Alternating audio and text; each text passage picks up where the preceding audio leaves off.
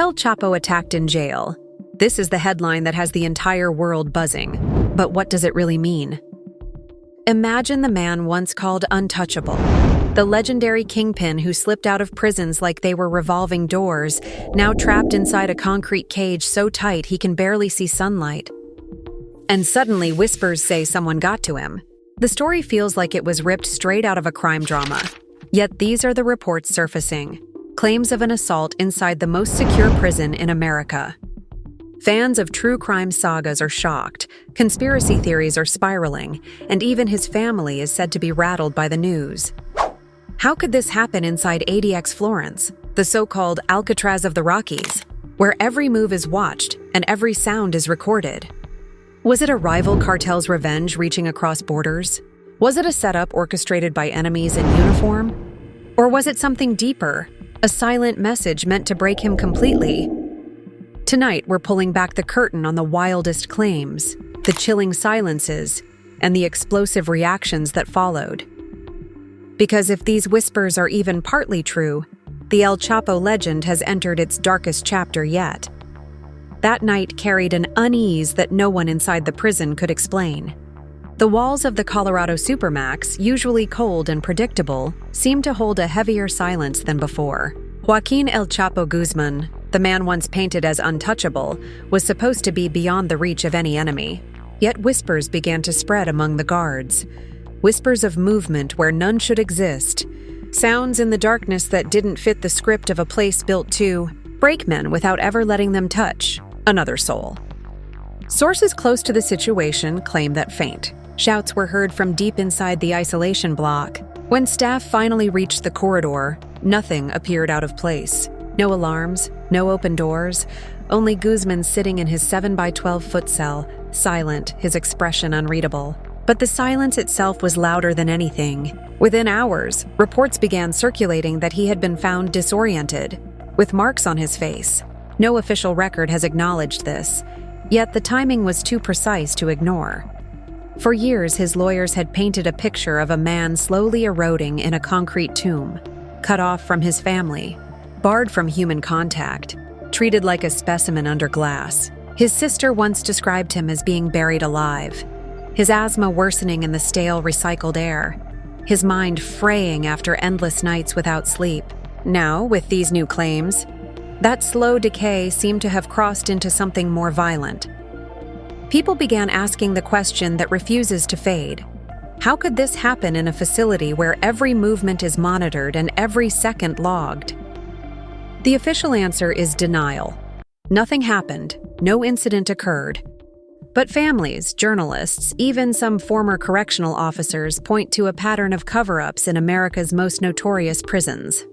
Whitey Bulger's death in custody, Jeffrey Epstein's disappearance under broken cameras. Each case leaves a shadow, and into that shadow falls the possibility that El Chapo, too, has been touched by forces no one is willing to name. Outside, his relatives felt the shift. Reports suggest additional guards suddenly appeared around his mother's home in La Tuna, a fortress that has long been a symbol of his family's fragile safety. Cousins and siblings refused interviews. Loyalists whispered that something inside the prison had changed, but no one dared to say more. A cousin was quoted as telling a journalist off record, "They are erasing him little by little." The words carry weight because they echo what human rights groups have argued for years, that ADX Florence is less a prison and more a slow crucible, built to strip men of identity until nothing remains. And yet, amid all the silence, questions grew louder. Was this a simple medical scare? Or had a rival's hand truly reached into the belly of the most secure prison on Earth? Was this negligence by staff or an orchestrated punishment disguised as an accident? The idea of an unauthorized contact event, as one anonymous guard described it, points to a breach no one wants to admit. If true, it would mean that even within America's highest walls, politics, vendettas, and revenge still find their way in. The family's lawyers continue to file petitions about his conditions, describing his cell as a cave, a black hole, a place where light and air feel foreign.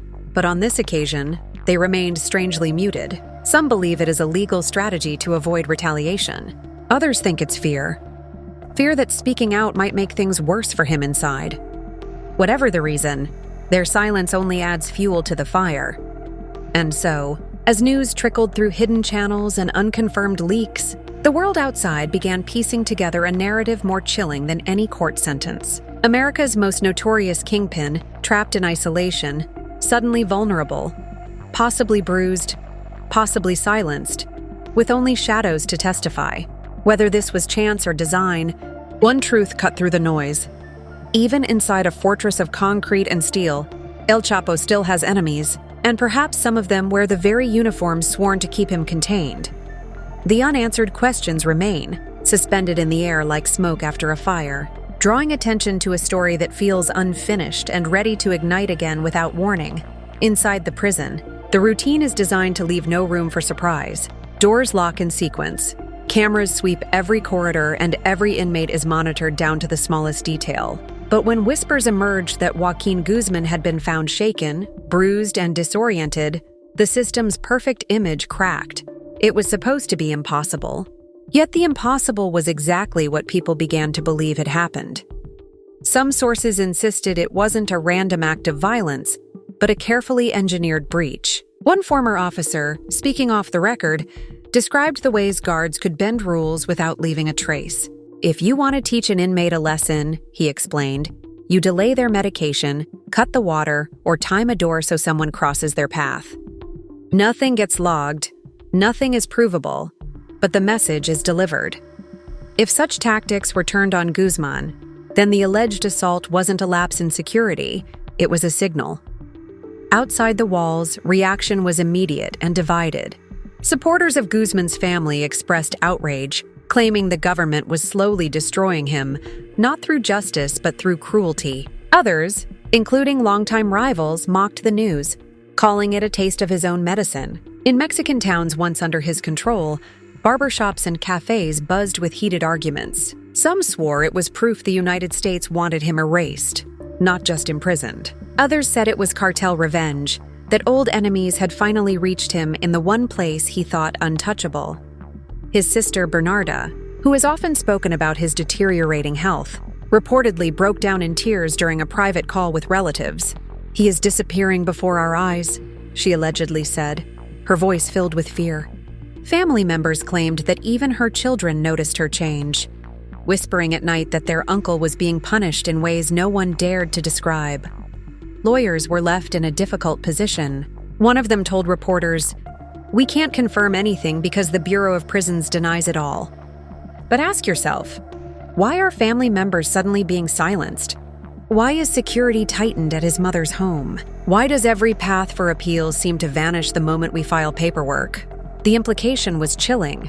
Someone, somewhere, wanted Guzman broken beyond repair, and the law was just a convenient mask. And still, there were new twists. Rumors spread that on the very night of the alleged incident, another high-risk inmate had been transferred through Guzman's corridor. Transfers are choreographed like state ceremonies, with every second accounted for. Yet something seemed to have gone wrong. Had Guzman crossed paths with a rival? Was it a deliberate overlap designed to provoke confrontation? No one could say for sure, but the coincidence was too sharp to ignore. In Sinaloa, the news hit like a thunderclap. Locals whispered that Jiang, Guzman's fiercest rivals, had infiltrated American prisons through allies and informants. One man claimed his cousin inside a federal facility had heard chatter about a message being delivered. Whether true or not, the idea fueled fear that the cartel war had crossed the border in ways the public never sees. Meanwhile, journalists tried to connect dots that officials refused to acknowledge. They pointed to past failures: the missing camera footage from Jeffrey Epstein's cell, the brutal murder of Whitey Bulger after his sudden transfer. Both cases had been cloaked in official denials and vague reports, only for disturbing truths to surface later. Was Guzman's story part of the same pattern? His family, under intense scrutiny, tightened its circle. Interviews were canceled, reporters were turned away, and even cartel-friendly media figures admitted they were being kept in the dark. The silence was deafening, and for many, that silence spoke louder than any confirmation. Through all of this, Guzman himself remained unseen. No statement, no footage, No proof of his condition, just shadows and speculation. Some say he refused food for days after, a sign of both protest and despair. Others believe he was too weak to eat, his health collapsing faster than anyone expected. The truth, like so much else around him, was locked behind layers of concrete and secrecy. And so, the question only grew sharper. If El Chapo, the most guarded prisoner in America, could be reached, then what does that say about the fortress meant to contain him? What does that say about the system that promised justice but delivers silence? The story was no longer just about one man. It was about power, vengeance, and the dangerous cracks inside a prison built to have none the storm of speculation refused to calm. Each day brought new fragments, new whispers that deepened the mystery, rather than cleared it. Inside Adex Florence, where silence is weaponized, even the smallest rumor feels explosive. And yet, this was more than rumor. Too many details lined up. Too many reactions hinted that something had indeed taken place.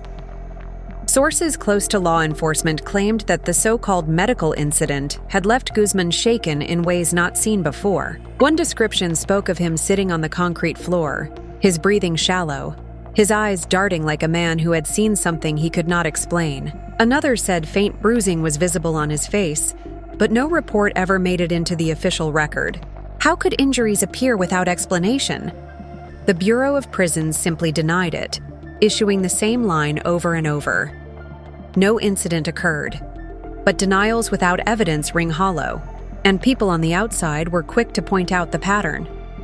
Commentators on social media compared his situation to Epstein, Bulger, and other infamous cases where prisoners under constant surveillance somehow ended up harmed or dead. Memes circulated of cameras with blindfolds, captions reading Supermax Vision. The internet, as always, took what was dark and twisted it into spectacle. But beneath the jokes lay real outrage. Meanwhile, Guzman's legal team faced another obstacle. Their attempts to request medical updates were met with silence, paperwork delays, and in some cases, outright rejections. One lawyer confided to a reporter that he felt trapped in a cycle of stonewalls. "We ask for information. They say it's classified. We request health records. They say they don't exist." But the bruises didn't appear out of thin air. The frustration was palpable, and his voice cracked as he asked the question no one could answer. What exactly are they hiding? In Sinaloa, the family's reaction became even more intense. Chapo's mother, frail but fiercely protective, was said to have demanded constant security around her home. Neighbors reported seeing more armed men on the roads, more checkpoints, as if expecting retaliation at any moment. To them, it wasn't paranoia, it was preparation. Because if their patriarch was being targeted in prison, then the family outside could be next. Some relatives believed this was not random violence at all, but part of a larger plan to erase him. Erase his influence, his legacy, even his ability to defend himself in appeals. They don't want him alive in spirit, one cousin allegedly told a journalist. They want him broken so his name becomes dust. The words hit hard because they echoed the sentiments of human rights advocates who had long described solitary confinement at Florence as psychological torture. Cartel watchers added another layer of intrigue. Whispers suggested that cheating affiliates, long at war with Guzman's Sinaloa cartel, had quietly maneuvered allies into nearby facilities. Some analysts argued that these rivals had waited patiently for the right moment to strike, knowing that even a minor confrontation would send shockwaves across Mexico. If Guzman could be touched, his empire could be weakened. And so the theory grew. This was cartel revenge, delivered not in Mexico's streets but inside America's most secure walls. Yet another possibility hung in the air. Darker still. What if this wasn't revenge but cooperation? What if government informants with cartel ties had been positioned close enough to send Guzman a message? Keep quiet. Stop pushing appeals. Don't think about naming names. The mere idea of such collusion sparked furious debates online. Some called it conspiracy nonsense. Others pointed out that Guzman himself had once offered to cooperate, and the government had abruptly shut him down.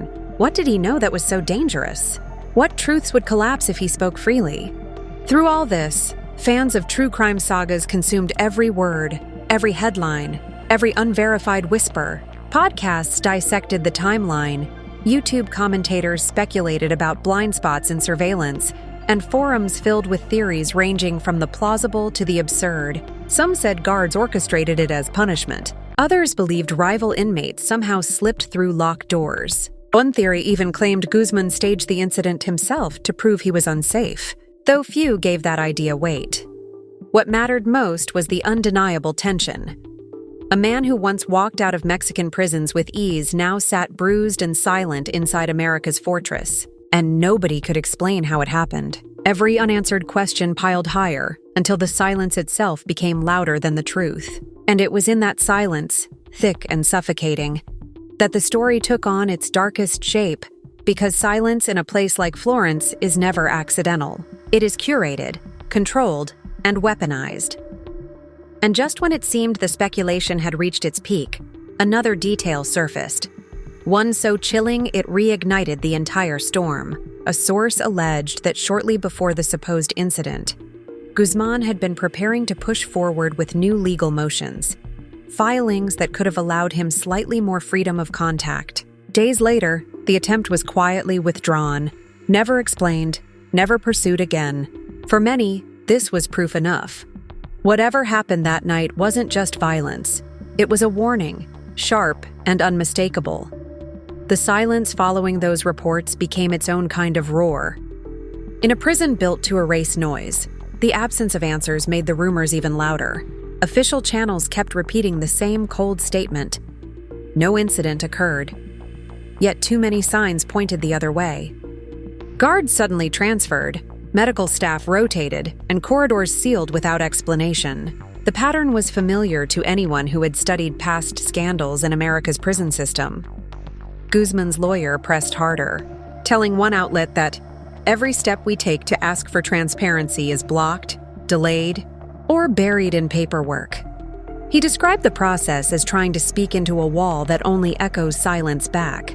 The legal team feared retaliation if they pushed too hard, but backing down felt just as dangerous. To them, it looked like the system had something to hide. Meanwhile, his family's fear only deepened. Distant relatives spoke of hushed phone calls, of whispered prayers around kitchen tables in Sinaloa. One aunt allegedly broke down, saying, "They want to erase him not just from prison, but from memory." His sister, already vocal about his worsening health, was said to be inconsolable after hearing that he had gone days refusing food. To her, it was a sign that his will was breaking, that he no longer believed he would make it out alive. Even in spirit, analysts began piecing together three competing theories. First, the inside job. Someone within 8X Florence allowed or even arranged the attack. Critics of the Bureau of Prisons pointed out that staff have enormous control over inmate conditions, and small manipulations can change everything. One mistimed door, one rival placed in the wrong corridor, one delay in delivering medicine. That is all it would take. The second theory was cartel payback. Whispers suggested sieging affiliates had been moved close enough to orchestrate the hit. The rivalry between Sinaloa and Caing is one of the bloodiest in modern history, and some argued that the United States underestimated how deep those grudges run. Allowing them proximity in federal custody could have been a fatal oversight. The third theory was the most unsettling, that the assault was not an accident, not even revenge, but a warning tied to Guzman's silence. Rumors had long suggested he held information too dangerous to speak aloud. Information about corrupt officials, compromised agents, and networks of cooperation that blurred the line between law enforcement and cartel power. If he had been preparing to talk, if even a hint of cooperation was on the horizon, then silencing him would serve the interests of more than just rival criminals. The interests of more than just rival criminals. Outside the prison walls, fans of true crime were electrified. Podcasts exploded with theories, YouTube commentators stitched together timelines, and social media burned with hashtags demanding answers. But as the noise online grew, the real-world response remained muted. No investigative committee, no press conference, no official inquiry, just silence. And in that silence, Guzman himself became a ghost. Unseen by cameras, unheard by the public, his condition locked away behind layers of bureaucracy. The man who once commanded armies and walked through tunnels beneath cities now sat in a cell where even his heartbeat seemed hidden. Yet, The legend of El Chapo has always thrived in the space between fact and rumor. Every unanswered question only added to his myth. Was he truly attacked? Was it revenge? Or was it the machinery of power tightening its grip? The truth remained buried, but the whispers painted a picture darker than any official record could ever admit.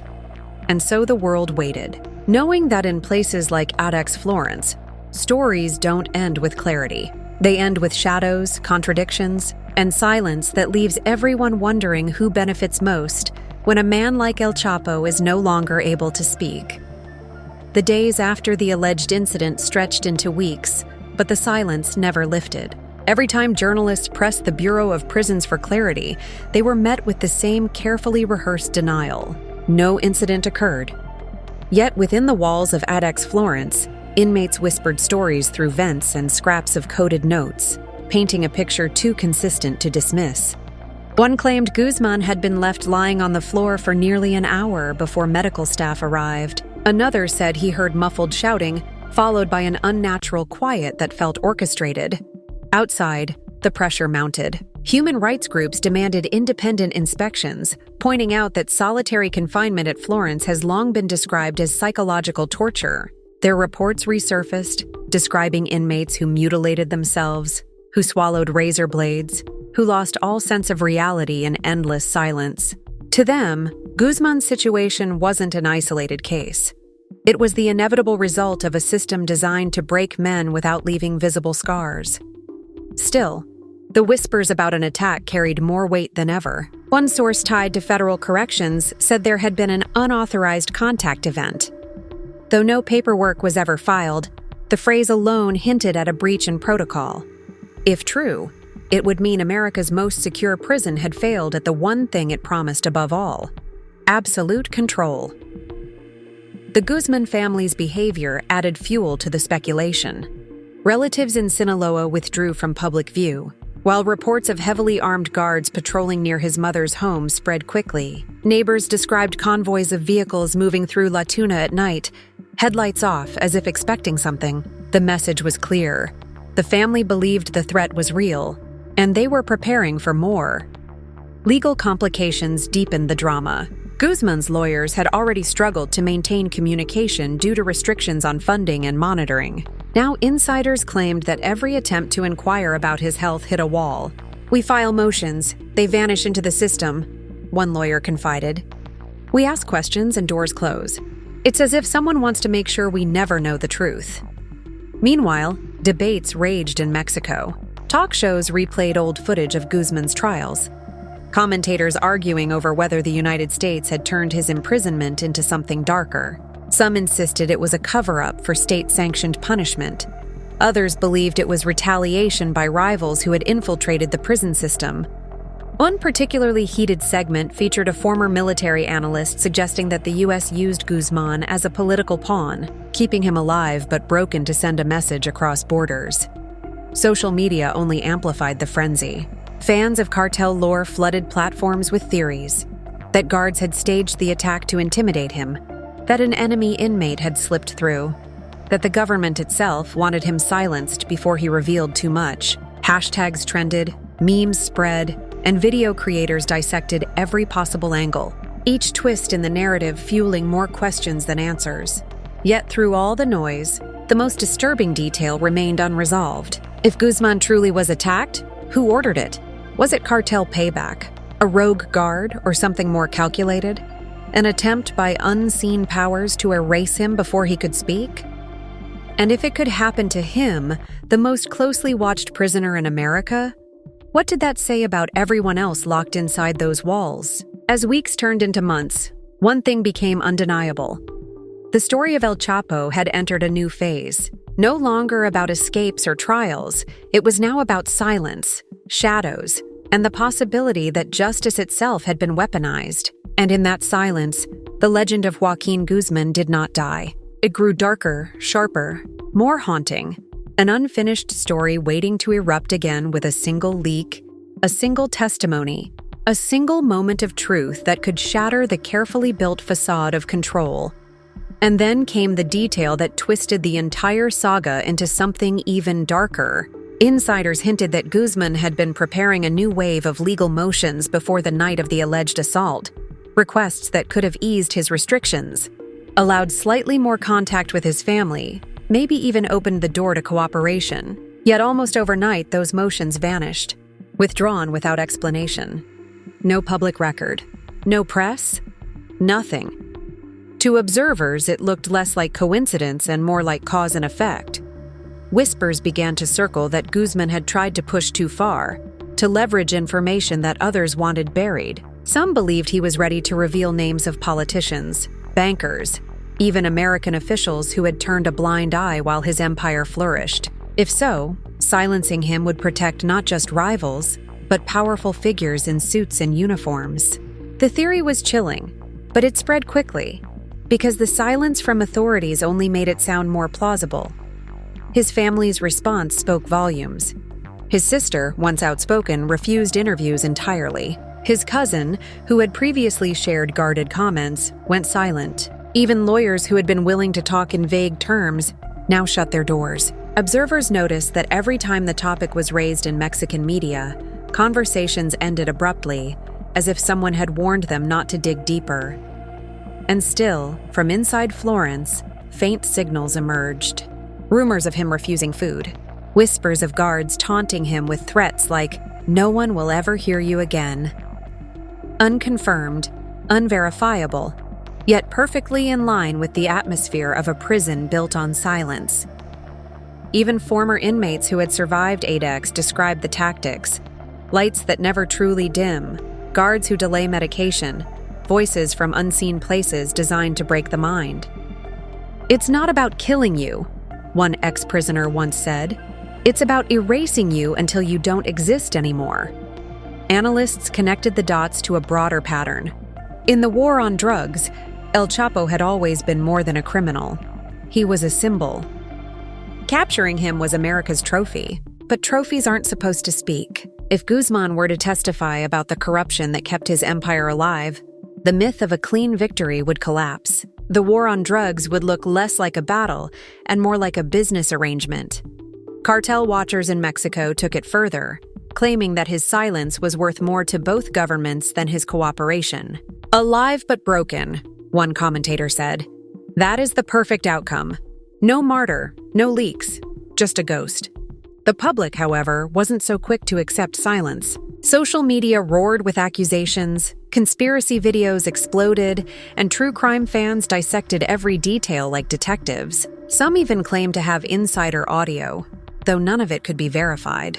The hunger for answers grew into obsession. Because the image of the world's most infamous drug lord beaten inside the fortress of Florence was too powerful to ignore. Yet with every passing week, the official record remained unchanged. No acknowledgement, no investigation, no confirmation. Just denials, carefully worded and endlessly repeated. And in that vacuum, the legend of El Chapo's alleged attack became larger than fact itself. Because in the end, this wasn't just about one man's bruises or one night's silence. It was about the terrifying possibility that the system built to deliver justice can also deliver erasure. And if it can happen to Joaquin Guzman, the man who once walked out of prisons as if through revolving doors, then no prisoner anywhere can truly claim to be untouchable. The story doesn't close neatly because that's the power of silence. It leaves questions hanging in the air. Was it revenge? Punishment? Or a warning wrapped in fists and shadows? And until someone dares to break that silence, the world will keep asking. What really happened inside those concrete walls? And who wanted El Chapo quiet more than anyone else? And so the myth of that night continued to swell, fed by silence, denial, and fear. The official record still claimed nothing happened, yet every detail that leaked painted the opposite picture. The most guarded man in America, trapped in a box with no escape, somehow touched by hands no one could name. It was less a story about an assault and more about what the assault symbolized. That power moves even behind the thickest walls, and enemies do not vanish with a life sentence. Do not vanish with a life sentence. Family members quietly admitted their faith was shaken. One relative told a reporter in hushed tones, "We thought prison was the end of his battles. But now it feels like they want him to disappear piece by piece." Their words echoed across Sinaloa, where towns still remember him as both protector and destroyer. Villagers whispered about new convoys of armed men on the roads, as if preparing for a war they could not see. Lawyers, meanwhile, grew visibly frustrated. Motions stalled, requests ignored, appeals buried under endless red tape. One lawyer described the process bluntly. "It's not law, it's obstruction. We're fighting shadows." His voice carried the exhaustion of a man who knew the system had already chosen silence over truth.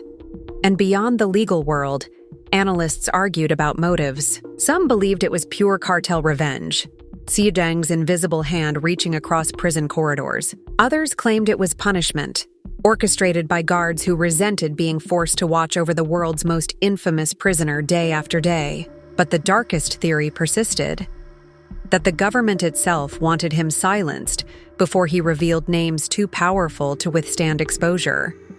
Rumors of cooperation had always haunted his case, whispers that Guzman had once offered to talk, to trade secrets for small concessions, only to be shut down abruptly. If true, what secrets did he hold? Names of officials who looked the other way? Details of deals struck under the table in the name of the drug war? The possibility alone made his silence priceless. In the streets, fans of true crime dramas debated every angle. Podcasts dissected timelines. YouTube creators spun elaborate breakdowns, and forums overflowed with theories. Memes mocked the idea of constant surveillance, while others posted clips of empty corridors and blind cameras. The narrative became entertainment, yet beneath the spectacle lay something heavier. The uneasy feeling that the truth was far uglier than any fiction. And through it all, Guzman himself remained unseen. No photos, no videos, no proof of his condition. The man who once commanded armies now reduced to whispers and shadows. To some, he was a villain receiving his due. To others, he was a human being slowly erased under the guise of justice. But perhaps the most chilling part was the consistency of the pattern. Epstein, Bulger, countless others harmed or silenced in custody, always under impossible circumstances, always followed by official denials. El Chapo's alleged attack was not an exception. It was the latest chapter in a book the public was never meant to read. And that is why the story refuses to fade. Because whether he was attacked, punished, or warned, the truth remains buried inside concrete walls and sealed files. And every denial, every silence, every unanswered question only makes the legend darker. The world is left hanging, caught between rumor and reality, wondering if the untouchable kingpin has finally been broken. Not by escape, not by rivals, but by a system that thrives on shadows. And until the silence cracks, until a voice dares to speak, the question will linger like a ghost. Who wanted El Chapo erased, and how far did they go to make it happen? What followed was a silence so thick it began to feel like the story itself. Weeks rolled into months, yet no photographs emerged, no official reports surfaced, and no journalist was granted access. Every inquiry from human rights organizations was brushed aside with the same sentence: no incident to report. But if nothing happened, why did so many people close to the case act as if something had gone terribly wrong? Whispers about his health grew louder. Relatives claimed Guzman had stopped eating for long stretches, his asthma worsening, his weight dropping. One insider described him as a shadow of the man he was when first brought to Florence. Another said his paranoia had deepened, that he would not sleep for more than minutes at a time, convinced that another accident was waiting for him. And outside the walls, every sign pointed to a family bracing for impact. La Tuna, his birthplace, became more heavily guarded than ever before. Locals said the roads were patrolled constantly, even at night, by men carrying weapons, their faces hidden. Some insisted it was protection against rival cartels. Others whispered it was a shield against betrayal from the very system holding him. Theories clashed violently in the public eye. One camp argued it was a revenge hit, orchestrated by Xi sympathizers placed in neighboring units. Another swore it was an inside job, guards either complicit or turning away at the right moment. And then there was the theory no one wanted to say too loudly, that it was sanctioned, that higher powers had decided Guzman needed to be silenced before he could speak names and unravel secrets buried deeper than tunnels under the border. The internet carried these theories like wildfire. Videos dissecting timelines racked up millions of views. Podcasts invited former insiders to speculate about blind spots in the prison. Memes mocked the Bureau of Prisons' denials, comparing Florence's surveillance to broken security cameras at convenience stores. The story became both entertainment and alarm, a twisted blend of drama and dread. Yet amid all the speculation, one detail stood out above the rest. Shortly before the alleged assault, his legal team had been preparing motions to ease his restrictions. Within days, those motions vanished. No explanation, no acknowledgement. For many, that was the smoking gun. The idea that his attempt to push back had triggered a brutal warning, and that warning carried weight. Silence him now before he speaks. Break him until he has nothing left to bargain with. Erase not just his voice, but his very will to fight. By now, the legend of Joaquin Guzman had shifted entirely. Once feared as the mastermind of tunnels, escapes, and sprawling empires, he was now whispered about as a man being dismantled piece by piece inside a cage no one could see into. Some saw justice in it, others saw cruelty, but everyone agreed on one thing. The truth of what happened in those halls was more dangerous than any escape he ever pulled off. And as the silence deepened, so did the questions. If they could touch him in the most secure prison in America, who else could they reach? If even El Chapo could be broken into submission, what chance did any lesser prisoner have? The unanswered questions piled higher, each one heavier than the last, because the story of his alleged attack was never just about bruises or silence. It was about power, secrecy, and the terrifying possibility that the walls built to keep him in were also built to keep the truth out. Time moved on, but the story refused to settle. Every denial from officials only sharpened suspicion. Reporters kept digging, podcasts kept speculating, and online audiences treated every whisper like a piece of evidence in a trial that would never see a courtroom. People didn't just want to know if El Chapo had been attacked. They wanted to know what the silence meant. His legal team tried again to raise the alarm. One attorney confided to foreign press that the conditions at Florence were beyond punishment, closer to systematic erasure.